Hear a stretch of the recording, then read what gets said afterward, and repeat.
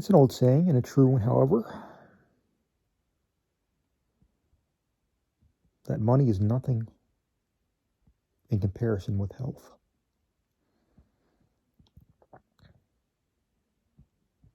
I found the exactions of a profession somewhat too much for my delicate shape of state of body. In discovering at last that I was knocked all out of shape, so I didn't know very well what to make of the matter. And so that my friends, when they met me in the street, couldn't tell that I was Peter Prophet at all. It occurred to me that the best expedient I could adopt was to alter my line of business. I turned my attention, therefore, to mud dabbling and continued it for some years. The worst of this occupation is that too many people take a fancy to it, and the competition is in consequence excessive. Every ignoramus of a fellow who finds that he hasn't brains in sufficient quantity to make his way as a walking advertiser, or an eyesore prig, or a salt and batter man, thinks, of course, that he'll answer very well as a dabbler of mud. But there never was an entertain a more erroneous idea. That it requires no brains to mud dabble. Especially, there's nothing to be made in this way without method. I did only a retail business myself, but my old habits of system carried me swimmingly along.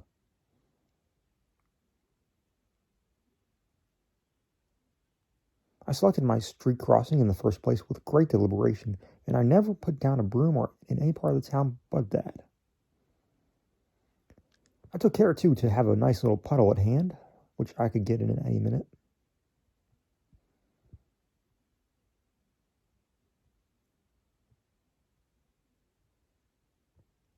By these means, I got to be well known as a man to be trusted. And this is one half of the battle.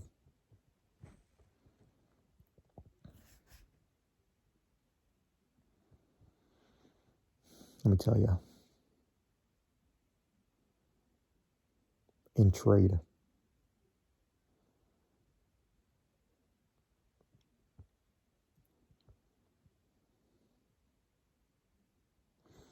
Nobody ever failed to pitch me a copper and got over my respect.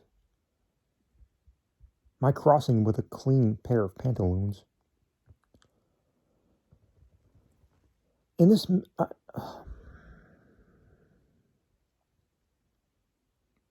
And as my business habits in this respect were sufficiently understood, I never met with any attempt at imposition. I wouldn't have put up with it if I had.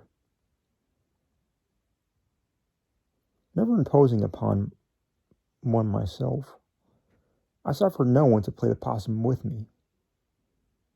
The frauds of the banks, of course, I couldn't help. Their suspension put me to ruinous inconvenience.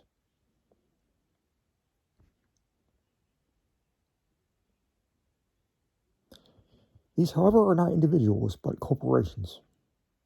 And corporations, it is very well known, have neither bodies to be kicked nor souls to be damned.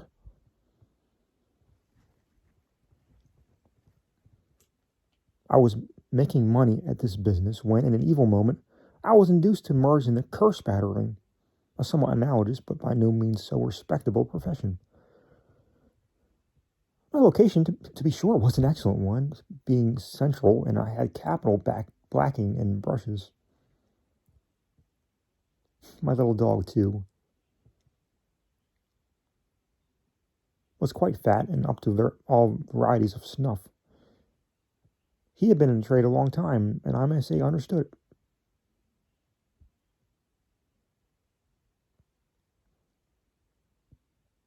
Our general routine was this. Pompey, having rolled himself well in the mud, sat upon end at the shop door until he observed a dandy approaching in bright boots.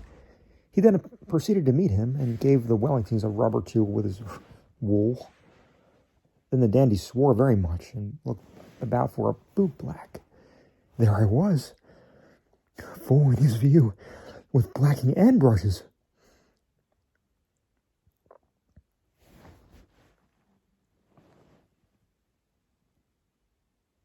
It was only a minute's work, but then came a sixpence.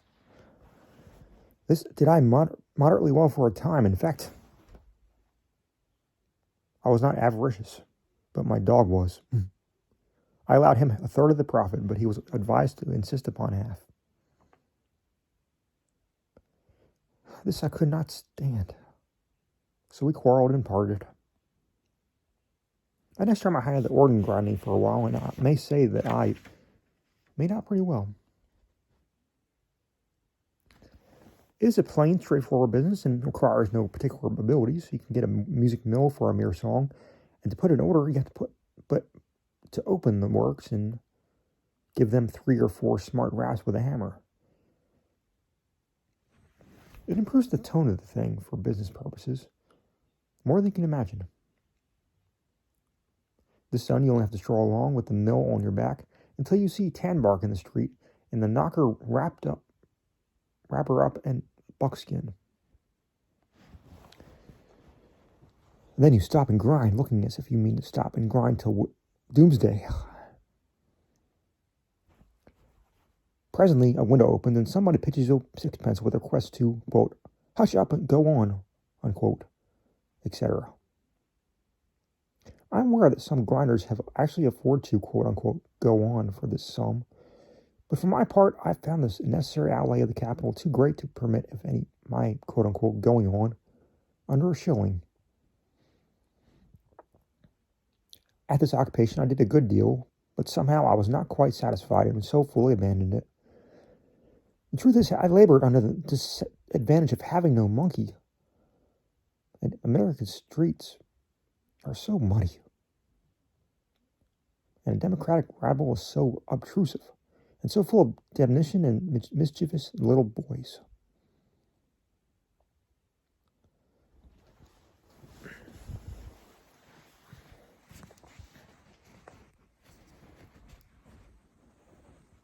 I was now out of employment for some months,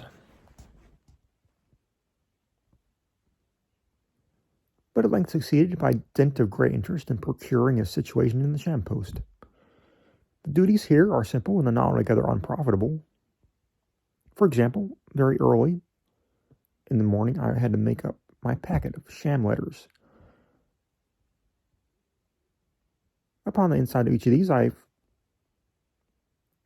had to scrawl a few lines on any subject which occurred to me as sufficiently mysterious, signing all the epistles Tom Dobson or Bobby Tompkins or anything in that way. Having folded and sealed all and stamped them with sham postmarks, New Orleans, Bengal, Botany Bay, or any other place a great way off, I set out forthwith upon my daily route, as if in a very great hurry. I always called at the big houses to deliver the letters and receive the postage. Nobody hesitates at paying for a letter, especially for a double one. People are such fools. And it was no trouble to get round the corner before there was time to open the epistles. The worst of the profession was that I had to walk so much and so fast that I could so frequently to vary my route. Besides, I had serious scruples of conscience. I can't bear to hear innocent individuals abused, and the way the whole town took to cursing Tom Dobson and Bobby Tompkins was really awful to hear. I washed my hands of the matter in disgust. My 8th and last speculation has been in the cat-growing way. I have found this a most pleasant and lucrative business, and really no trouble at all. The country, it is well known, has been infested with cats, so much so of late that a petition for relief most numerously and respectably signed, was brought before the legislature at his late memorable session. The assembly at this epoch was unusually well informed, and having passed in many other wise and wholesome enactments, it crowned all with the Cat Act. In the original form, this law offered the premium for cat heads, 4 pence apiece. But the Senate succeeded in amending the main clause so as to substitute the word tails for heads. This amendment was obviously proper,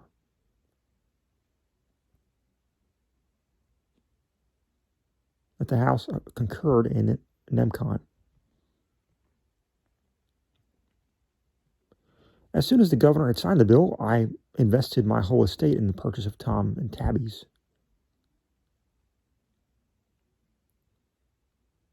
At first, I could only afford to feed them upon mice, which are cheap, but they fulfilled the scriptural injunctions at so marvelous a rate that I at length considered it my best policy to be liberal, and so indulged them in oysters and turtles. Their tails at a legislative price now bring me in good income. For I've discovered a way in which by means of Macassar oil, I can force 3 crops a year.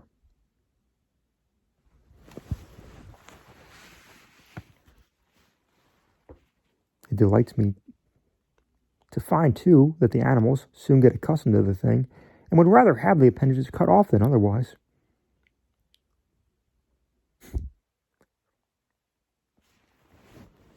I consider myself, therefore, a man made. And bargaining for a country seat on the Hudson,